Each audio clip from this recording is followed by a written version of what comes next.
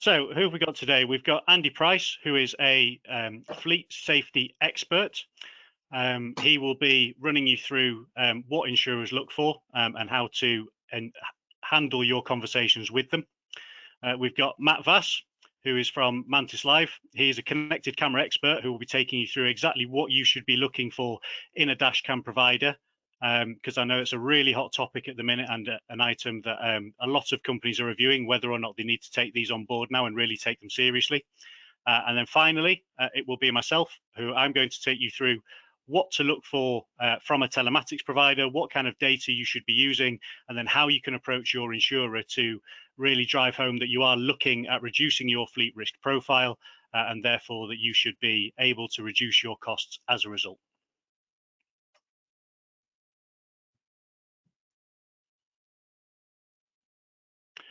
So for a little bit of housekeeping, you will be going on mute throughout the session, but we invite you to ask questions as we go along using the chat box. And then after each presenter, we will take you through and ask them a couple of questions with a Q&A session to answer all of the questions at the end. If for whatever reason, unfortunately, we are unable to answer your question today, don't worry, we haven't ignored you. We've got your details and we'll return to you individually. So without further ado, I'd like to introduce Andy. Andy, I think the audience would appreciate it if perhaps you could tell us a bit about yourself.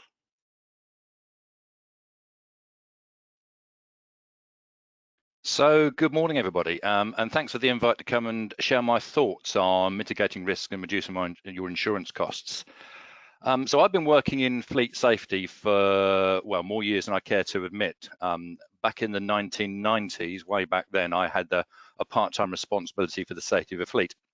And during that time, we tried lots of things, lots of initiatives. Some worked, some were less successful. But over time, these began to coalesce into what I now, looking back, see as an effective risk management program. And I got recognised in the fleet industry for the performance of that fleet. And when I left the business, it had a collision rate of 0.56 collisions per million miles, which was world class and something to aspire to. I spent 14 years heading up Zurich's fleet risk management practice, so we're developing the proposition there and really working with insureds all around the world. And then for the last 3 years or so, I've been working as an independent fleet safety consultant, working with customers to help them improve their collision rate and sustainably improve their fleet safety performance. So that's a bit about me. And let's see if we can get the slides to work, which we can. So I pulled together a relatively straightforward and simple agenda today. I thought we'd start off by looking what the true costs of collisions are. So going over and above just the headline insurance premium to see what effects these collisions are having on your business and the costs associated with that. We'll spend most of the session looking at what an effective and proven work-related road risk management program looks like to help you manage those costs and improve the business performance, and finish off by looking at how to effectively use technology, and primarily we'll be talking about telematics and camera systems, sort of keeping in with the theme of the day today. So hopefully that will be of interest to people. So what are the true costs of collisions? Well, the International Loss Control Institute say that for every £1 an insurer pays out in claims, there's £8 to £53 in uninsured losses. 8 to 53 times the cost of the claim.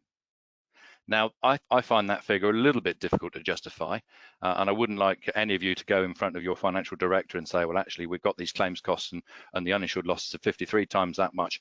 Very difficult to justify. So what I suggest doing is actually using the claims cost and using a 2 times multiplier, just double that. But even that gives a big figure for the uninsured losses associated with collisions. And that begs the question, well, what are the uninsured losses? What are the hidden costs when a collision occurs in your business? Well, that's going to depend on exactly what you're doing, but that could include late deliveries, lost production, missed service level agreements, increased administration costs, brand damage, especially if you're operating liveried vehicles. The list goes on. But what every organization has in common is they all have absenteeism. Even in the event of a minor collision, somebody isn't doing what they're paid to be doing for a short period of time when they're sorting out the collision, filling in the claims forms, dealing with the leasing company, whatever it is in your business.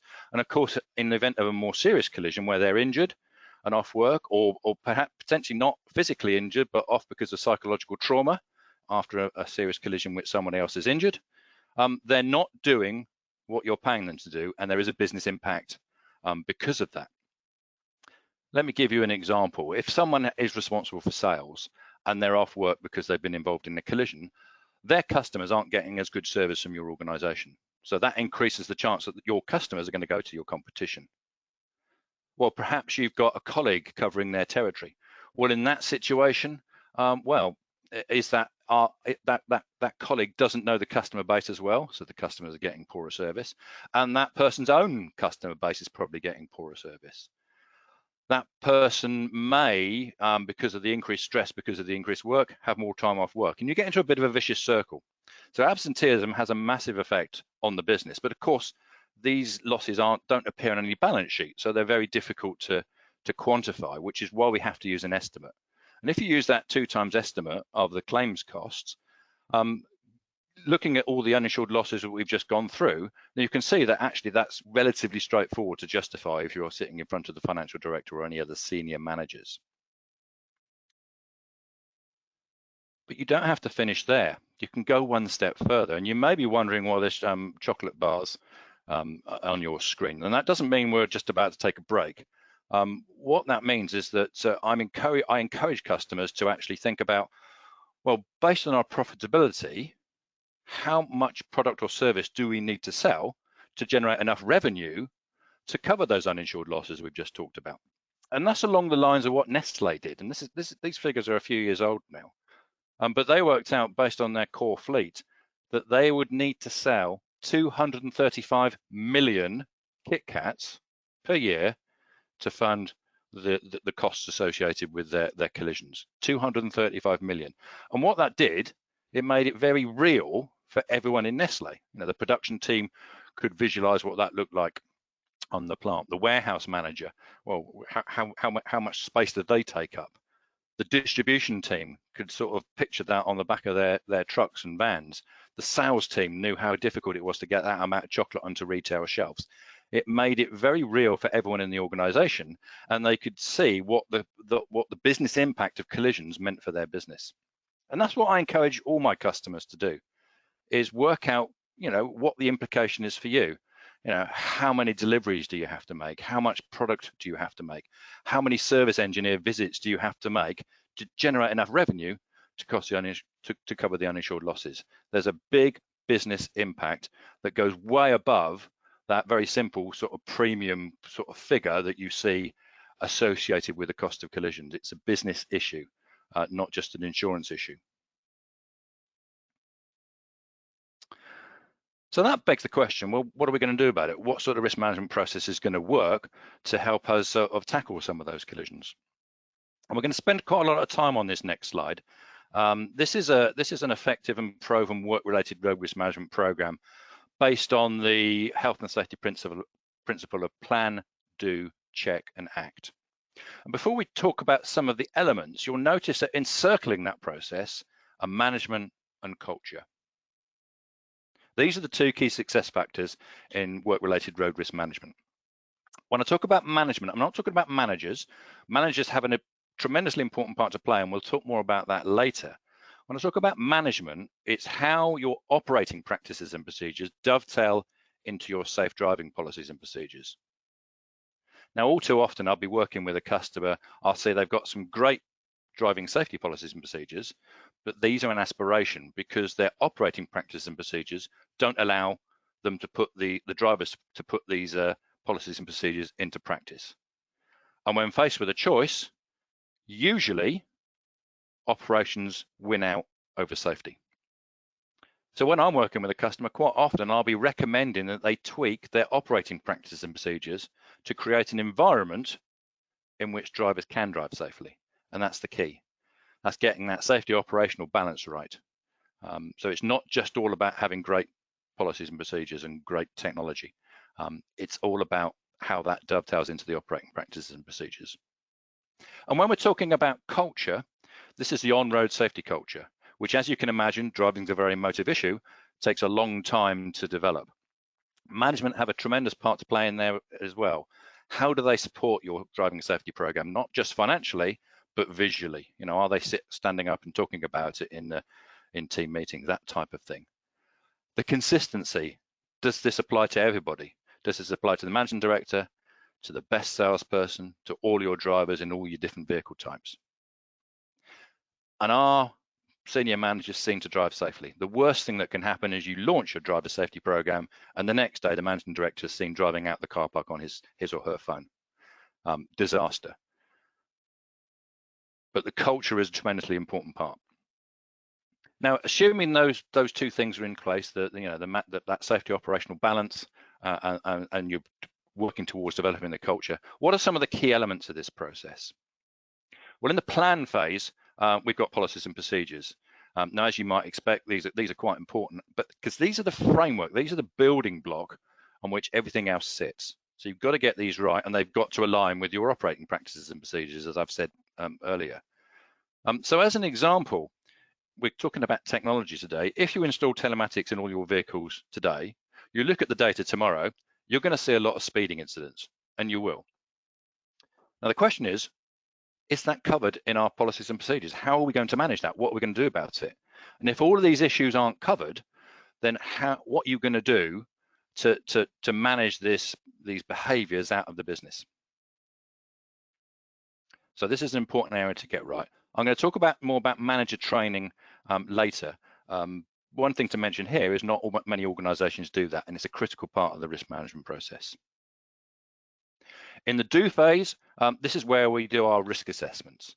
And when we're talking about work-related road safety, we'll be looking at the driver, the journeys they're making, the vehicles they're using, and the driver's core competencies. Because that will tell us who is at risk and why they're at risk. And until we know that information, how can we then choose what interventions to make? And it's surprising how many organizations miss this phase and go straight to well, let's just put some training in place, well, let's do some other interventions. Now, I think telematics has a role to play here as well, because a classic risk assessment is a snapshot in time, whereas the data coming out from a telemetry system, from a camera system, will give you dynamic risk data. It will give you early warnings that something's changing. You know, there's more exceptions for this driver, the trend's going in the wrong direction.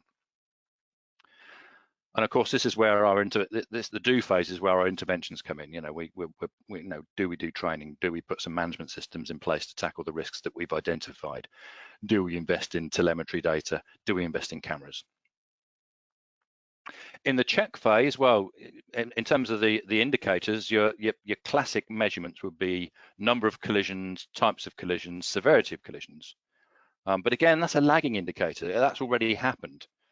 So, and this is another area where telemetry data can actually give you more dynamic, more up-to-date, more relevant information about how the there's also root cause analysis here, and that's a really important part, and we'll come on to that in a minute. And in the act phase, this is where we do things from a program perspective to develop the culture. We've talked about management influence in the culture, but this will be all about our communication strategy, how often we're talking to drivers, drip feeding them safety information, so that when they're faced with a situation, hopefully safety is somewhere towards the forefront of their mind. And you'll see this is drawn as a circular process. The first time we look at the high risk areas, and every time we subsequently go around, we can focus on lesser and lesser risks, and that's how we achieve continuous improvement. Now, that was a whistle-stop tour through the risk management process. There's a lot more detail that we could go into, but obviously we haven't got time to do that today. But hopefully that will give you a flavor of some of the things that are involved in any risk management program that's likely to be effective at reducing the collisions and claims that you're having in your organization. So some of you may be considering investing in technology. Some of you may already have technology. How can you make sure you get the best return on investment from a safety perspective? Well, the first thing to say is don't get bogged down in the data. These systems generate a lot of data. What you need to be looking at are exceptions and trend data. When we're talking about driver behavior telemetry, the things I'd be interested in are speed against the posted speed limit. That's important. I'm not particularly interested in threshold speed from a risk management perspective. I'm much more concerned about somebody having a minor speeding incident in an urban area compared to a speeding incident on a motorway. The risks are very different and much greater in that area. So speed against speed limit is important. And then be things like harsh acceleration, harsh cornering, and harsh braking. But a word of caution here with harsh braking. You need to be very, very careful how you message that to your drivers, because the last thing you want is for them not to harshly brake when they need to avoid a collision. Safe driving is all about eliminating the need to brake harshly, but not braking harshly if that's going to be the difference between having a collision and not having a collision. Now, the other important thing to say here is that we need to get down to the root cause of why these exceptions and trends are happening. We don't necessarily just blame the driver. Well, not necessarily, we shouldn't blame the driver. The most important, but perhaps the most difficult question to ask ourselves is, what have we done as an organization that may have contributed to those exceptions and trends? And even if we've got enhanced sort of color on these exceptions and trends through camera data, we still have to ask the question, why was the driver behaving like that? You know, we may understand that the driver's on the phone. We only need to ask the question, why were they on the phone? Were they on the phone because they were simply bored and talking to their family or colleagues, or were they on the phone because they thought they had to be to a customer, to their colleagues, to their manager? We need to ask the question, why? Why were they speeding? Were they speeding because they didn't see the speed limit sign? Were they speeding because they just like to speed? Or were they speeding because they had an unrealistic schedule to meet, an unrealistic deadline to meet? We need to ask those very difficult questions, why? And that brings us on to the importance of the line manager and the driver supervisor, because I argue quite strongly that they are best placed to be having these conversations with the driver, not the fleet manager, not the transport manager, although in some situations they may be the same people, but the person's line manager or supervisor. They're the controlling mind. They're effectively telling what the employee has to do on the road. So they are best placed to have those conversations with the driver. But of course, line managers and supervisors aren't really equipped to have that conversation. So you need to provide some training, as I mentioned earlier in the risk management process, so that they understand their roles and responsibilities in the whole risk management program, how to conduct a driver debrief, how to get to the root cause of why the incident happened in the first place. And incidentally, this is exactly the same for collisions. They should be doing the post-collision debrief, asking the question, what have we done as an organization that may have contributed to this collision occurring? It's exactly the same sort of question, exactly the same sort of process. So they should be asking, why was that driver speeding? Why was that driver? Why are we seeing these negative trends? But also, conversely, if a driver's improving, giving them a pat on the back, saying, "Well done, keep up the good work." Tremendously important part to play in the whole risk management process. But sometimes something that not many organisations do. They leave that responsibility to somebody else, someone in the fleet team, someone in the transport team. Just a little bit about reporting, because I think it's really important that if you have invested in the telemetry data, that you actually use it. Don't wait for your senior management team to sort of get a report going across their desk every quarterly, half yearly, once a year, just based on the collisions you're having. Share with your successes. If your risk management program is showing people are improving their driving safety behaviors, share that with them, so that there's a confidence in the business that your program is working. Share it with the drivers. It's going to help develop the on-road safety culture. Don't keep it a secret. So we started off talking about the true costs of collisions to your business, going over and above the insurance premium. Looking at the uninsured losses, using that 2x multiplier of the claims cost to give you an indication of what your uninsured losses are, and making sure that then you work out within your organization what that means to you in terms of your main product or service. and make sure when you are talking about hidden costs that they're relevant to you, not just the generic list that I've talked about earlier today. We looked at the risk management process and we looked at some of the detail, but the importance of management and culture, getting that safety operational balance, sometimes having to tweak operating practices and procedures to create an environment in which people can drive safely, and developing a culture in which drivers want to drive safely because not because they have to. We looked at the effective use of technology and where that fits into the risk management process and looking at exceptions and trends. But the most important point I'd like to re-emphasize here is asking yourself the question, what have we done as an organization that may have contributed to those exceptions and trends? That's the most difficult but most important question to ask yourself in that area. Managing work-related road risks isn't easy. If it was, we'd all have been doing it for years. But if you follow this proven process and if you get this right and effectively use your technology, some of your equivalent of those 235 million 𝐾𝐽𝐻, rather than being a drain on your resources, can actually improve your profitability. Right, thank you very much for your attention. And I think we've got time for a couple of questions at this point. Yes, I believe we do. Thank you very much for that, Andy. That was really useful and interesting. We've got one question that's come in so far. The question was, when regards to, obviously, it was really interesting what you said about culture within a business and how important that is for getting the senior management on board. A lot of the time, fleet managers and operators will want to have the kind of conversations with their drivers that you suggested as line managers, but quite often don't have the power to do so. What sort of messages and how should they approach their senior management to give them the powers to be able to manage their fleet effectively and reduce fleet cost? I think that the senior management team have to understand that this is part of the manager's roles and responsibilities, part of the line manager or supervisor's roles and responsibilities. And if they don't understand that, if they think it's just something that they can outsource to the fleet or transport department, then this isn't going to be effective. So there's a selling job to do to say, look, it's a performance management issue. It's not a fleet management issue. It's a performance management issue. And as such, it is a line manager's responsibility. And it's getting those messages across. But it's not easy, and sometimes it takes a long time to change minds. No, absolutely.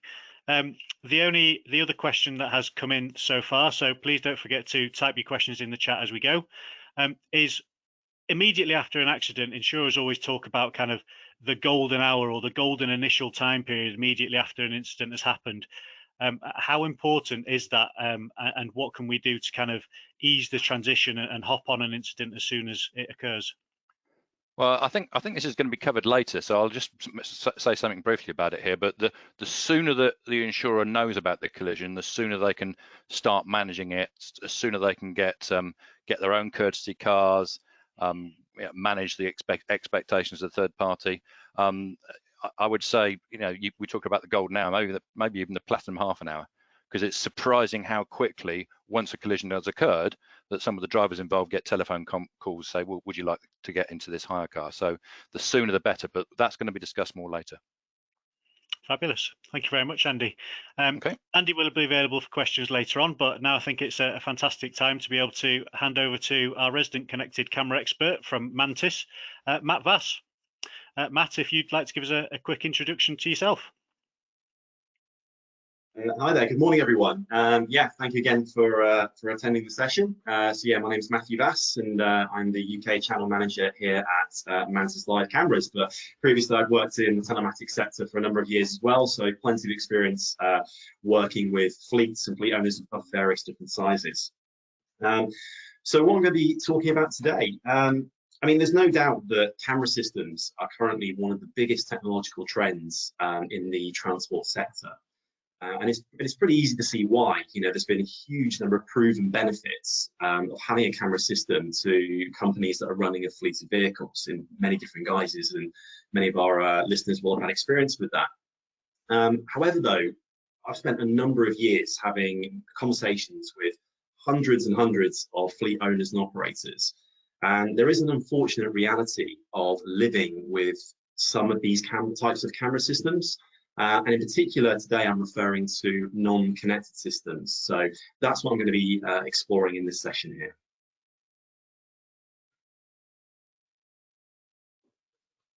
So here is the nightmare scenario, and unfortunately it's one that is still all too common.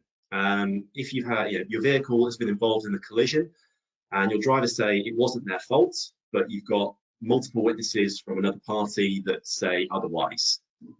You go to retrieve the footage only to discover that the camera wasn't recording. And again, this may resonate with some of our listeners out there, but it's a problem that I've had numerous conversations with people about. And if that happens, ultimately the time, the effort, and the money that you've invested in that camera solution for that vehicle, for that particular incident, it goes down the drain. And it's the important thing to remember here that a single serious collision that is ruled to be your own fault can cost companies tens of thousands of pounds. Going back to what Andy said, it's the true cost of collision and how these costs can very quickly spiral if they're not quickly and effectively managed by your insurance company. So as I said, this is what we're going to be exploring in this session. So how can non-connected systems actually let you down? So going back to that example, the lost footage, the absolute nightmare scenario, not having access to your evidence when you need it the most. So what are some of the really most common causes of lost footage? SD cards, or indeed, DVR memories or hard drives, if they're not connected, they may actually need to be manually reformatted, potentially, every 8 to 10 weeks. And if you don't do this, you can actually experience incredibly high corruption rates of the video data. And we're talking like, plus 50% of your cards actually corrupting if you're not doing this manual reformatting. I've actually recently spoken to one fleet manager that said with an SD card, they probably only got their footage about 20% of the time. And that's just not good enough, when you're trying to run an effective fleet management program. If it's not the memory, camera pod is a piece of hardware. Things do go wrong with hardware. So what happens if the camera has actually got a fault, or if indeed the driver may have covered up? Again, it's another unfortunate reality. So if you have a driver-facing camera, the driver may have covered it up with a bit of cloth, a bit of tape, a bit of paper, and therefore you're not capturing the footage when you need it. And quite often with camera faults or obstructions, these are only discovered, again, when you've had an incident. So when you need the actual the evidence, you go and look at the footage and find that a particular camera or angle was covered up, or indeed the camera wasn't recording. So the question to really ask yourself when you're ever out looking at these kind of technologies, if you are looking at a system that isn't connected, have you got time in your day to go out and actually manually check these vehicles? Have you got time to go out and check and reformat an SD card, or check that a camera is working? If you've got a smaller fleet, it might be absolutely fine. If you've got a smaller fleet and they're all coming back to the same base at the end of the day, yeah, totally feasible. But if you've got a larger fleet or spread out over multiple depots or a region or indeed the country, is it going to be feasible for somebody to go out there and actually check all of these systems are working effectively? So that's the first question to ask yourself when you're shopping around. The other issue you get with non-connected systems is they're very slow to actually obtain the footage. And this is mostly because it's a manual process. If you want to get access to the evidence video, you have to physically go out to the video, pull the SD card or pull the hard drive, plug it into a computer, download, search through it, and find the footage that you want. Again, not a problem if the vehicle's not far away, or if it can make it back to base. But what if that vehicle is stuck in another part of the country?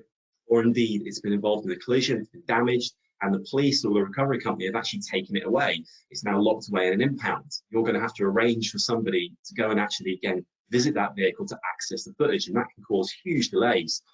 Somebody who said, well, I can ask the driver to do it. Well, what if the driver's been injured? What if they had to go to hospital? What if they're too traumatized? Or what if they're being questioned by the police? So again, having to send someone out to retrieve that data. As Andy said, these delays, ultimately what incur these unnecessary or excessive costs. One particularly good example is cash for crash, where scammers will be insanely quick at actually processing these claims. If you've been a victim of it, they'll be jumping out the cars, taking photos, and on the phone to their insurance companies immediately to start that claims process. So this is where you want to have quicker access to this footage and evidence to be able to back it up. So what are examples of the kind of costs you can incur if you're not quick enough to get the claim in with the insurance company? So legal fees, third-party payouts, repair fees for your vehicle or third-party vehicles. Ultimately, an increased insurance premium. If the overall cost, true cost of the incident is inflated, that can affect your renewal fees. Cost of hire vehicles, again for third parties or indeed your own vehicles to replace them while they're being repaired. And indeed lost income. If your vehicle is down, it's not out on the road necessarily, it's not out earning you money and doing what you need to do to drive revenue into your business. And just picking up on two examples here. So I recently spoke to a couple of fleets. One of the manager told me of an incident they had, and unfortunately they didn't have any sort of camera system. So it was a very long, complicated process trying to work out what had happened, interviewing people, and it was quite a long delay. It was many months before things really got going. And actually what they ended up with was a bill for 90 days worth of car hire at £200 a day that came into the insurance claim. So that's £18,000 in total for a hire car for a single person. And of course, this cost has been inflated. You know, a hire car that should cost you 50, 60, maybe £70, because it's gone through a number of brokers, agencies, third parties, it's inflated all the way up to £200 because they weren't quick enough to act upon the claim. Another example, I'm just talking about the loss of revenue. So if your vehicle is down and you can't use it, you know, if it's fine, if you just need to hire another vehicle and off you go, that's great. But a fleet that I'm actually dealing with at the moment, you know, they have specialist equipment on their vehicles and you can't hire these vehicles to go out and do the job that they need to do. So actually, when a vehicle goes down, it's actually a loss of £1,200 a day. Every day that vehicle is not out doing what it needs to do. You know, and repairs could easily cost you 10 days, whatever. You know, you're talking again £12,000+ in excessive costs. So there's two great examples there of showing how quickly costs can spiral if the claim isn't dealt with quickly. So as Andy said, early notification is absolutely key for your insurance company to keep control and manage all of these costs. So other ways non-connected systems can let you down. Often some providers may want to keep their purchase cost down, so they might put quite a small memory capacity in there. If you look at something like 32 gigabytes, that might only be a day or so's worth of footage. So you might actually have footage overwritten before you can get to it, particularly if you've had an incident where maybe it was a complaint against your company. So let's say someone has called in to say your vehicle was speeding or driving recklessly, or you've broken a property or a wing mirror, but that might be days before that comes in, and at which time that footage has already been overwritten. So again, this is something to consider. Is there enough memory to give yourself that breathing space to allow time for claims and things to be processed and handled, and also retrieve the footage? If it's non-connected, you've got no immediate notifications about the really serious events. So I'm talking crash events or the most severe driving events which could damage or cause inefficiency within the vehicle. And again, you want to know about these straight away. It needs to be a text or an email or something so you can act upon it. Firstly, of course, making sure that your driver and everyone is safe. And secondly, then acting on and getting the evidence. You don't want to be finding out an hour, 2 hours, 3 hours later when things have happened. And then we actually look at things like live view. With a connected platform, you can actually go in and view the camera in real time. And it's certainly not about going in and spying on the driver and seeing what they're doing. But if you take the look of a lone worker and protecting your drivers, we've had customers that have workers that go out into very remote locations, or engineers that go out to remote locations. And if you haven't heard from them for a couple of hours or haven't been able to call them on the phone, being able to dial into the camera, see when they were last in the vehicle, see if they're okay, it just adds that extra layer of protection when we're looking at that lone worker piece for your employees. So those are just the really big ones, so come out from all the conversations I've had with fleet owners and managers. These are the big issues of the day with non-connected systems. So if you're out there and you're considering a camera system as part of your technology solution, how can you avoid these common problems? And really, it's about challenging any provider that you're going to and really asking them tough questions and making them explain and demonstrate exactly what the process is of actually living with the camera solution. So Do you have to manually reformat the SD cards or the DVR? And how do I know if the memory's failed? What alert notifications do I have? And if I do have to go and reformat it, how long does it take? Again, going back to that question, have you got time in your day or to put this in part of your fleet maintenance schedule as a whole? How do I know if the camera has stopped working? Some providers might say, well, there's a flashing light on the camera, and your driver will be able to tell you, well, you've got a couple of factors there. One, it's a small flashing light. It could be overlooked. And two, you're relying on your driver seeing that and understanding what it means and then reporting back to you. So you're adding in multiple points of failure there where delays can occur. So again, a camera could fail, a driver could notice it. They might not tell you for a week, they might not tell you for a month. So again, there's time when that camera is out and about, not recording, and making it much more likely to miss something vital that could affect an insurance claim. And how do I obtain that collision or event footage? Again, is it a manual process? How do I plug it into the computer? How do I get access to it when I most need it? And even if you're looking at a connected platform or a connected system, there are still things you need to be asking a provider to make sure that it's going to work for you as a solution. So a couple of keywords to look at here. So what length footage can I download? And can I download footage myself, or do I have to come to you or email in a request to actually access it? So there are systems on the market that could potentially only let you download 20 seconds of footage at a time. 20 seconds in some cases might be absolutely fine, depending on what happens. But if you need 5 minutes worth of footage, you have to then download 20 seconds clips in MP4 files, which you then have to then somehow string together to tell the story of what happened. And again, that's delaying things, making it more time consuming, putting in more manual work for you as the fleet operator. And if you can't download the footage yourself and you have to request it, what's the time frame on that? How long before I get it back? Is it 24 hours? Is it 48 hours? Again, if you've had a serious collision or a cash for crash or any of the examples we've spoken about, you want footage now. You need it in half an hour. You need it in an hour. 24, 48 hours may not be quick enough to stop these spiraling costs. And what's to consider here is also your data connection, making sure that it's got a 4G data connection at a minimum. Some may say it's a 3G data connection. 3G is getting very old hat now, whereas 4G is going to run in concession with 5G for many, many years, potentially 10 years to come. So making sure it's a 4G connection so you've got quality access to the footage.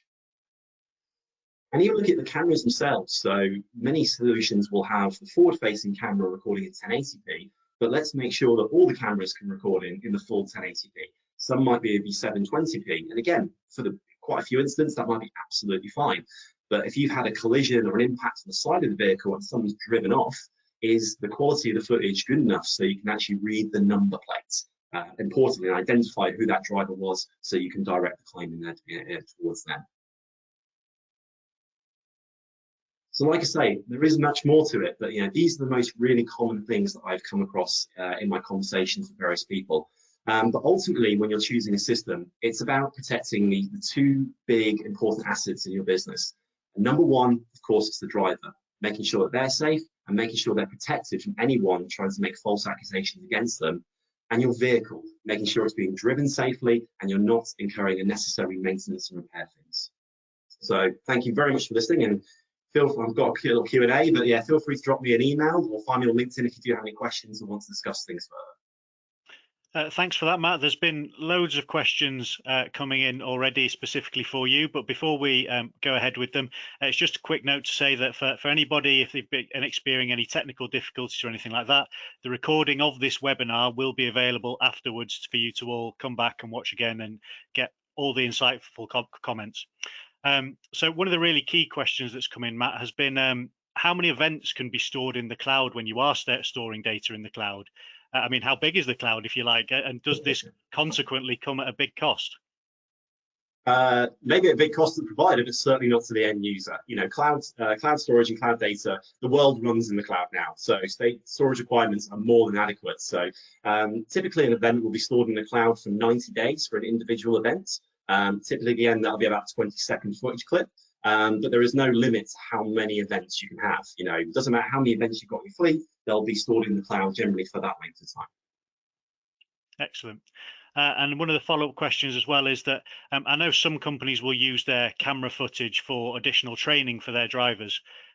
So some drivers have flagged potential privacy issues with regards to this, about not being comfortable with their footage being shown to other drivers.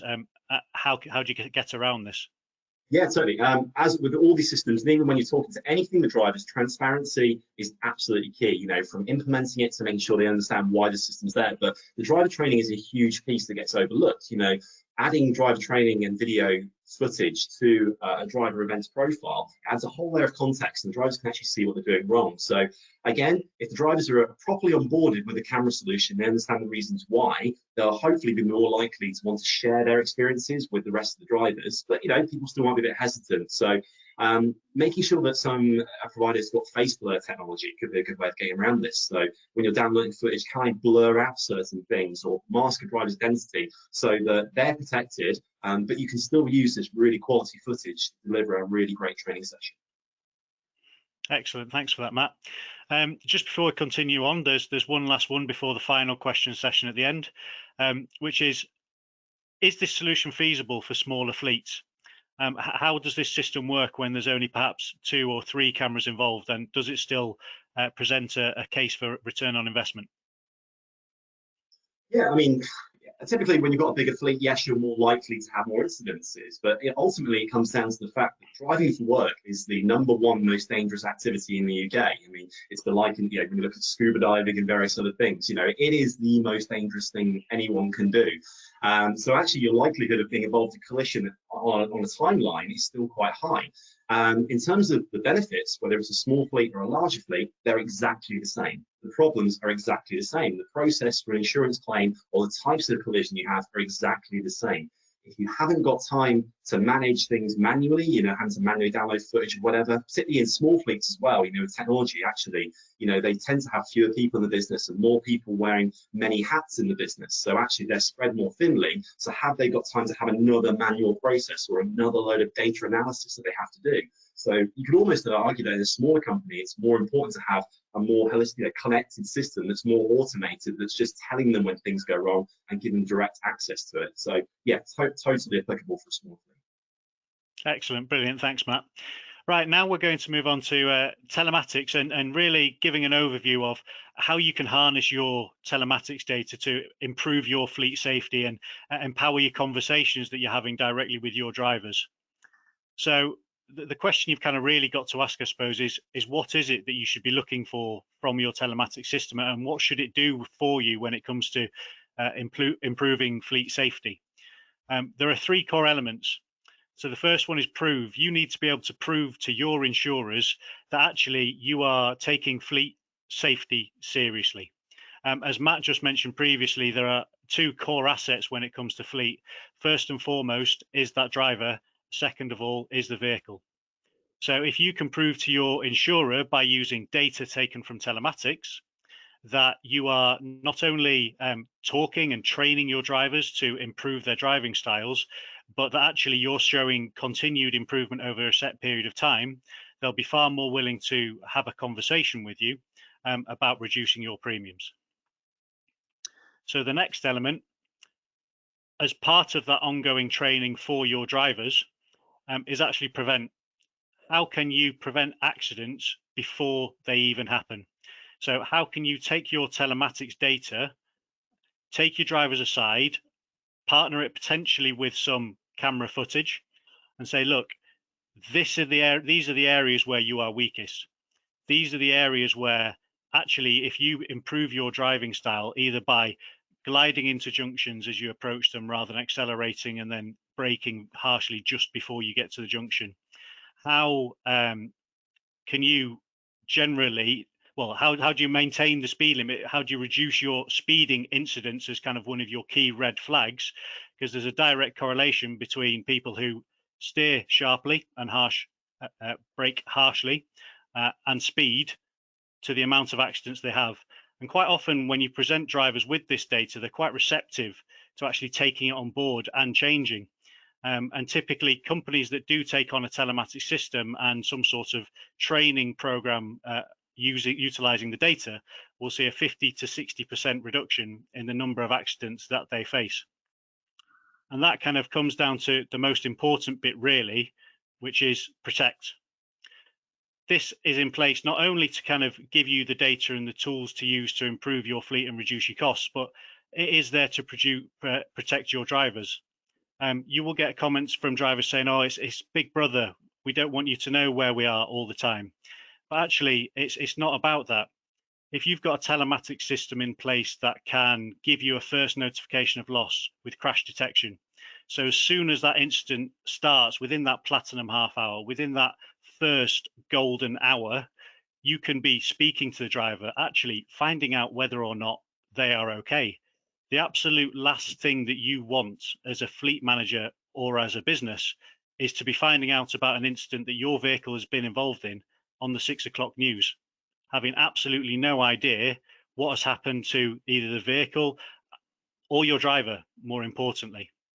So historically, telematics has almost been a little bit like a gym membership, in that you pay a subscription every month and it gives you access to a load of equipment, or in this case, data.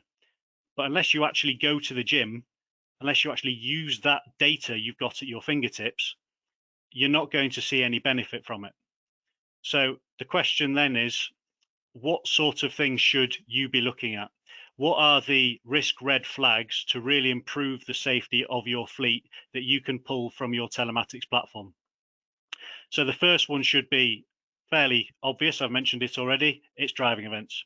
So a driving event is classified as either a harsh steering incident or a harsh braking incident. These are important because usually harsh steering or harsh braking are only ever experienced when a driver is avoiding an accident or something has happened on the road that the driver hasn't anticipated and hasn't planned for. So actually looking into these, even though there may not have been a collision or an incident as a result, is just as important. It's just as important to identify those near misses that occur and use them as a training experience for drivers as it is to actually look at whenever there is an incident, kind of doing some review of exactly what happened and how the drivers can prevent it in the future. So the upcoming data that I'll be showing you is from a series of trials that we've run historically, whereby normally, for the most part, drivers aren't told once telematics are installed. They're told that the platform has been installed, but it has not yet been activated, to try and get them to drive in their normal style, how they would normally, to get some baseline data. Whenever you have a telematics platform, it's really important to get that entry point, your starting point, so that actually over time you are able to prove to your insurer, as you can see here, over a series of weeks, by introducing new management methods and changing the culture of the company, as Andy suggested earlier, that you are reducing your risk. So in this instance here, you can see that actually this company managed to reduce the number of driving events per 100 miles by 75%, which is really impressive. But not only that, actually, when they went to look at the data,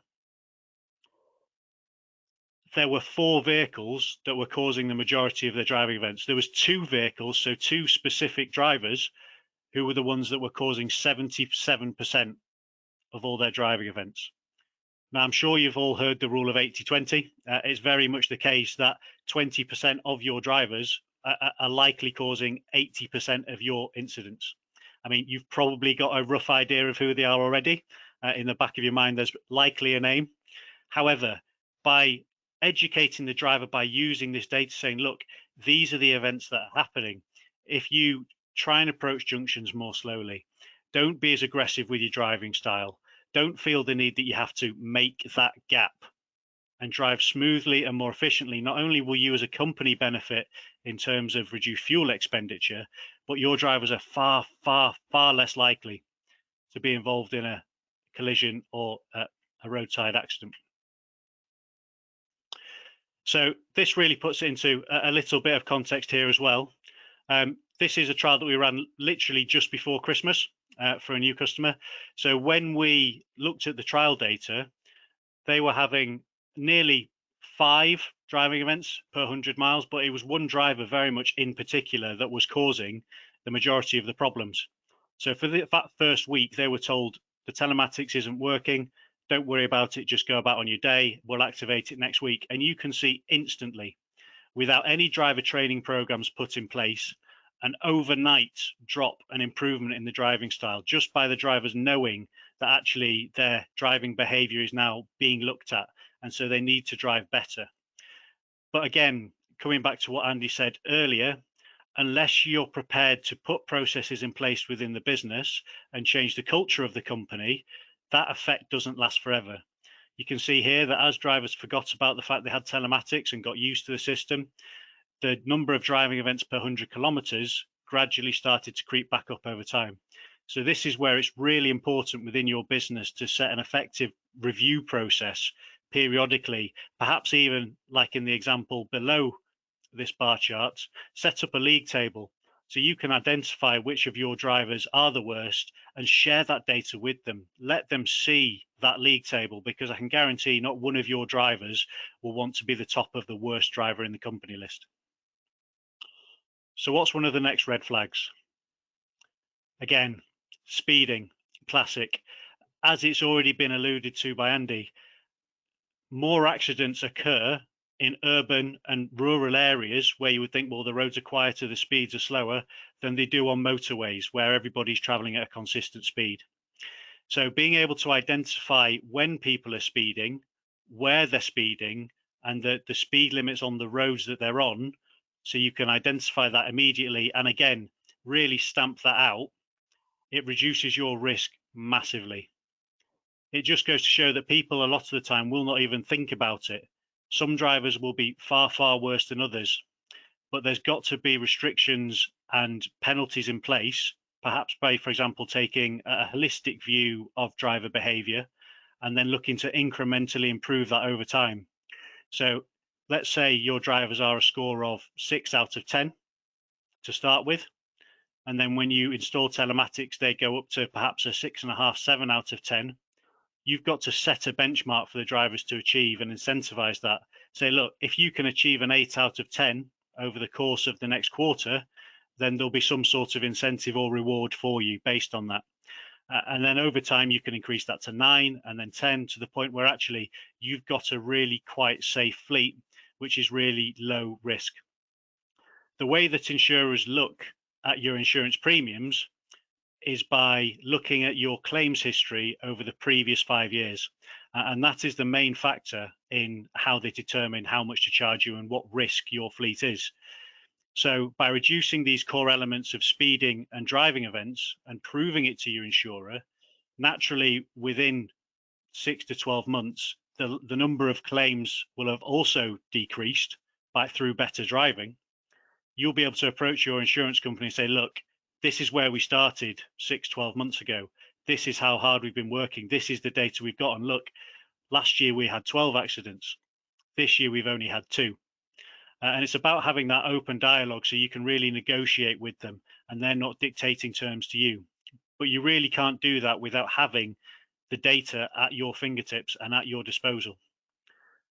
And again, it's about empowering the fleet manager and the owners of businesses to have conversations with their staff exactly about how they're driving. In this instance, we had the driver that was driving during the trial and they knew the telematics had been installed. And I think they probably had a bit of an inkling that the telematics was working and wasn't currently switched off, as the fleet manager suggested. And as you can see on the left, the amount of time they spent speeding was probably close to 50% of the time on this particular trip. And it got to the point where the driver actually rang us because they were really keen to improve their driving and said, look, I want to know how I'm doing. I want to know how I'm performing on this trial. What can I do? And then after having a conversation with us and the fleet manager, you can see here that the same trip, their driving style is completely different. There are some elements where they did speed, but it's not nearly to the same extent or breach of the natural speed limit that they were traveling previously. So overall, this is already in one driver improved their fleet safety. And their comment was actually, I couldn't believe that normally I fill up my fuel tank once a week. Now I'm getting 10 days out of it. So actually there's benefits to the drivers personally about driving better on company business, not just for the company. So what should you be asking when you're looking policy internally, and not only that, but what I should get from my telematics platform. What do I do with my data, in essence? So the first question is, who are my worst drivers? And Andy mentioned it earlier. Actually, how do I know they're my worst drivers? Is it just that actually I don't get on with them personally and I think they're my worst drivers, but actually there's Jeff, who's my friend, but his accidents don't matter. We don't worry about those. They kind of get a glaze shone on them. But actually, the fact of the matter is the numbers don't lie. When you've got this data in front of you, it's a really objective way of looking into your fleet and seeing how your drivers are performing, so that actually, rather than just paying for driver training for everybody, for example, you can target it at the specific drivers that actually need the training. But then that training, you need to know what training to send them on. So actually, once you've got the data, you really need to be drilling down into each of the elements with regards to driver behavior that telematics will give you access to, and say, what specifically is it that this driver is doing wrong? Is it the fact that they're speeding?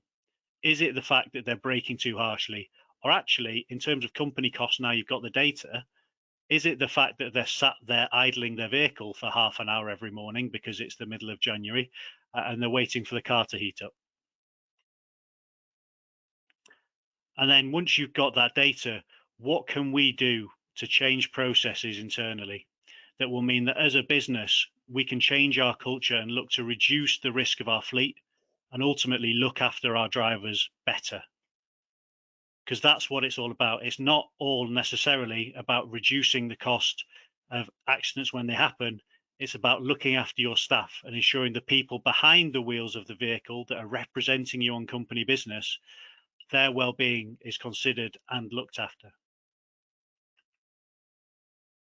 So thank you very much. I hope that's been informing and insightful today. I'd now like to open the floor to some of the questions to each of the different presenters. There's been quite a lot sent in, so thank you very much for joining us. Matt and Andy, it'd be great if you could both join us back on camera again.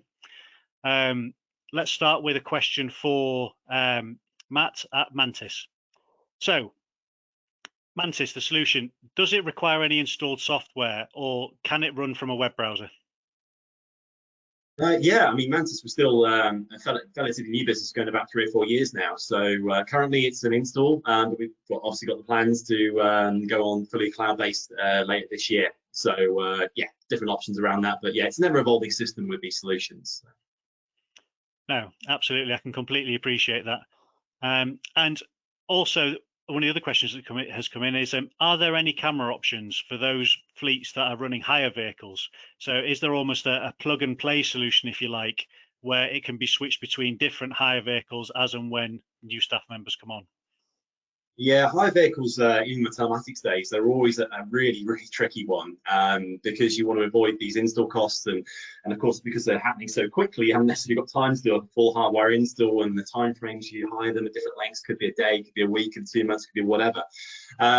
So yes, I mean, certain cameras, they need to be hardwired generally, because the main reason you have a hardwired camera, because one, it's got consistent power supply, and B, it's to stop it being tampered with, and also C, if you've got a solution that's movable between vehicles, and we've seen this with telematics as well, you're then relying on a driver to actually turn it on. To actually turn it on, position it, place it, make sure it's in the way there. So yes, in the telematics side of things, I've seen portable devices more of that you can transfer between them. Not necessarily so much on the camera side. I know you can Google sort of cordless cameras and dash cams, but I think it does open up an awful lot of margin for error with these, because of course you won't rely on someone to actually move it, place it, and then switch it on. So you're ultimately always better with a hardwire. So, but yeah, it is a tricky one with higher vehicles. Absolutely. There's one that's come in for you here, Andy, which is, what can we do as a business to try and drive driver engagement? What kind of policies can we put in place to actually incentivize staff to drive better when they're out on company business? Are there any experiences you've had of dealing companies where of things that have worked? Well, I'm not sure it's policy. I think incentivizing is all around culture, and it's all around line manager engagement. So take the example that the driver has done something unsafely, or the driver hasn't met a business objective. which is the more uncomfortable conversation with their manager? Is it the safety one, or is it the business objective one? And generally, business wins out. So it's got to be taken. The whole sort of driving safety issue has to have be higher up the agenda within the organisation. And if people aren't following policies and procedures, that needs to be taken just as seriously as if they're not meeting a business objective, if they've not hit their targets or whatever it is. As I said before, it's a performance management issue. Some organisations, they have it in their they build it into their appraisal process. So there are objectives related to safe driving for the driver and also for the manager, for their team. And that helps to sort of keep it at the forefront of mind and move it up the agenda. But ultimately, it's all about the culture. Yeah, I completely agree. I've got to admit that from my experience with dealing with fleets and fleet managers and kind of offering advice, is that for companies that instilled a platform where they set up a leaderboard initially, perhaps using telematics data, and then said to the drivers, right, that the top driver every quarter gets a £50 Amazon voucher or something, that actually all that happened is, as time went on, you'll typically find that there's kind of 2, maybe 3 drivers that consistently top that leaderboard and really just naturally are better drivers. Unfortunately, that is the case, that some people are better drivers than others naturally. I mean, I'm sure there's a famous statistic, which is that when asked, 97% of all drivers believe that they are above average at driving. That's simply not the case. There's 50% of you who are average or below. Hate to break it to you, sorry. But by getting around that, what you can do is by setting a minimum achievement threshold, where perhaps then you go on to say do a draw for whatever incentive it may be that you put in place. That really gives everybody an equal opportunity to actually get involved and get behind the project and kind of help change that culture. I'd add to that and say I'd agree with that, and I'd add to that as have a separate category for the most improved driver as well, to give those at the bottom of the league table the opportunity to improve. So we don't want to disincentivize good driving. We want to incentivize good driving and incentivize improvements. Yeah, absolutely. So Matt, there's one that's come in for you here, which is what's the typical downtime for a van or HGV that's off the road to install a fully connected camera kit? A lot of our drivers take their vans home at night rather than to a depot, so arranging an installation can actually be quite tricky. Yeah, sure. Completely depends on 2 factors. One, what type of camera you've got, so either an SD card camera or a DVR with a hard drive, that's the first point, and of course the number of cameras you're looking for. If you're looking at a sort of an SD card forward-facing camera, that could probably be installed in around about sort of 40-45 minutes or so. So a relatively quick install on that side of thing.